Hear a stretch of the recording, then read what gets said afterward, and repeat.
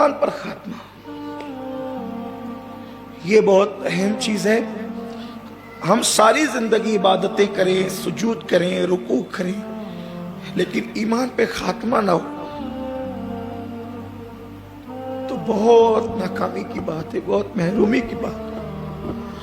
اور اللہ کے معاملات بہت نازک ہیں، بہت نازک ہے. میں کبھی کبھی سوچتا ہوں کہ اللہ نے ایسے ایسوں کو کفر پر موت دی ہے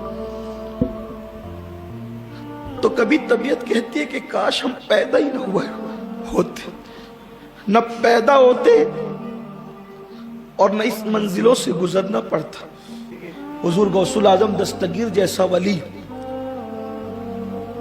بس اسی پہ روتے تھے کہ میرا خاتمہ ایمان پہ. بلکہ میں نے شاید کبھی واقعہ بیان کیا، میں واقعات کی طرف نہیں جاتا، صرف آج اشارے دیتا ہوں کہ ایک بہت بڑے محدث نے، اپنے وقت کے محدث اعظم نے، بہت بڑے محدث، عظیم محدث نے ایک عیسائی کو صرف اتنا کہہ دیا تھا کہ چل ہٹ، تجھ سے بہتر میں ہوں. حضرت جنید بغدادی فرماتے ہیں کہ اللہ تعالیٰ نے اس کا ایمان چھین لیا تھا. امام سفیان ثوری جوانی میں ان کی کمر کی ہڈی ٹوٹ گئی تھی. امام سفیان ثوری بہت بڑے صوفی ہیں، فقیہ ہیں، محدث عالم ہیں.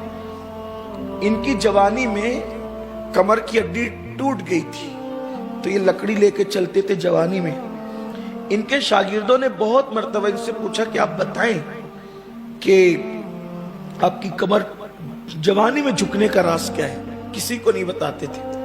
ایک شاگرد نے بہت قربت حاصل کر لی اور ایک دن کہا حضرت ہم اس لیے نہیں پوچھتے کہ کسی کا عیب ظاہر ہو، ہم صرف اس لیے پوچھتے ہیں کہ اگر آپ بتا دیں گے تو ہم عبرت اس سے لیں گے.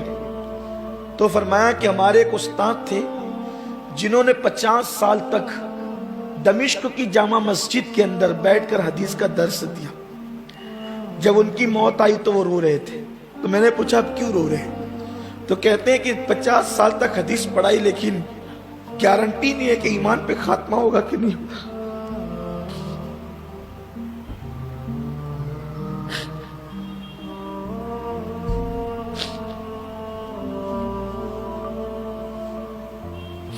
پوری دنیا لوگ مفتی کہتی رہی، محدث کہتی رہی، خطیب کہتی رہی، علامہ کہتی رہی، دنیا کیا کیا ٹائٹل دیتی رہی تھی، لیکن 50 سال حدیث پڑھانے والا محدث کہتا ہے کہ مجھے گارنٹی نہیں ہے، اطمینان نہیں کہ میرا خاتمہ ایمان پہ ہوگا کہ کفر پہ ہوگا.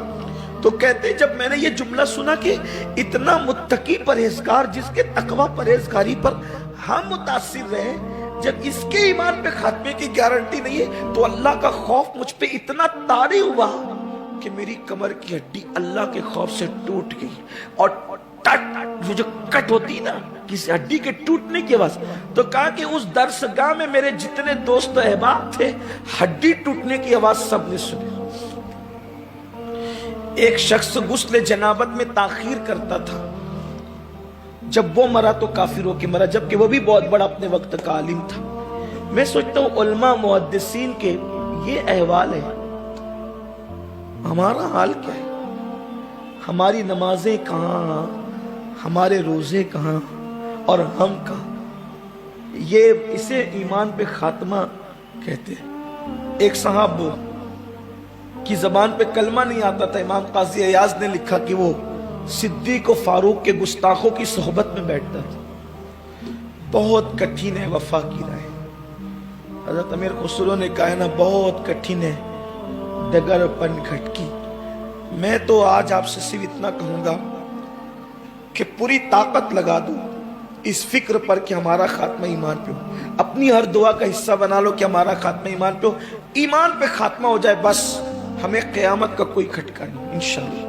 کیونکہ میرے اللہ کا وعدہ ہے جو ذرہ برابر بھی ایمان لائے گا میں اس کو بخشوں گا. فرمایا جو رائی کے دانے کے برابر بھی ایمان سلامت لایا نا میری بارگاہ میں اس کو بخشوں گا.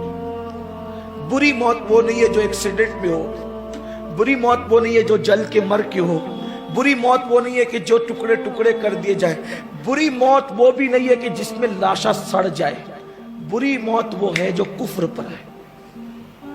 بری موت وہ ہے، لوگ بری موت ایکسیڈنٹ کی موت کو سمجھتے ہیں، جبکہ بری موت کفر کی موت